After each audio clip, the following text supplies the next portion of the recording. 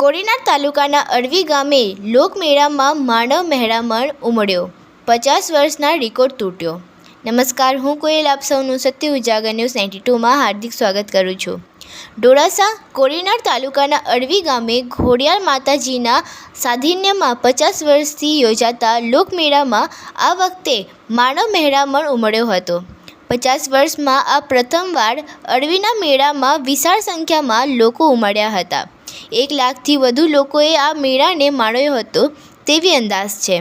ડોળાસા નજીક આ અડવી ગામે ખોડિયાર મંદિરના વિશાળ મેદાનમાં ઋષિ પંચમીના દિવસે છેલ્લા 50 વર્ષથી લોકમેળો યોજાય છે, પણ આ સાલ સૌથી વધુ લોકોએ આ મેળાની મોજ માણી હતી। ખાસ કરીને ભૂલકાઓને ભારે મજા પડી હતી।